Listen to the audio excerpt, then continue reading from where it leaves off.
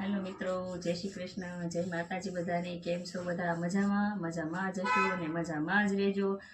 ને આજે છે ને આપણે રવિવારની રજા છે એટલે અમારા બેન છે ને મોટા એ કે અહીંયા મારા ઘરે કહે છે કે આપણે બધા બહેનો ભેગા થાવી ને ગપ્પા મારીએ કે. તે મેં કીધું સારું. એટલે હવે મારા બેનના ઘરે જવાનું છે. એટલે આજે રવિવારની રજાના દિવસે ત્યાં અડધો દિવસ અહીંયા વયો ગયો ઘરે ને અડધો હવે ન્યા કાઢવાનો છે. તમે કીધું આ શિયાળો છે ને એટલે થોડુંક આ લગાવી લેવી. બદામ દોરેલી છે, તમને કેવું લાગે મિત્રો? બદામનું હશે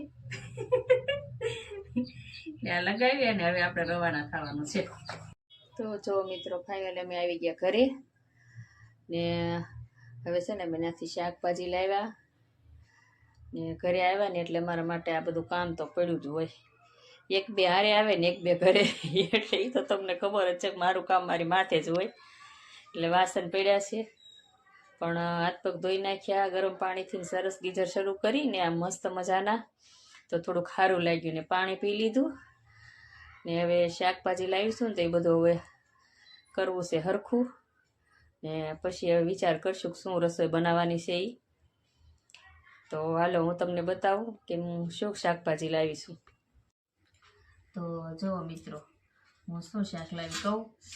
આ ફ્લાવર લાવી ને આ તો છે ને એ લારીએ બે વધી હતી લસણની કળીઓ. તે ભાઈ મને કે બેના બે પડી છે ને તે તમે લેતા જાઓ કે. તે મેં કીધું સારું. ને આ મરચાં લાવી તીખા ને આ તળવાના ને આ મેથીની ભાજી લાવી.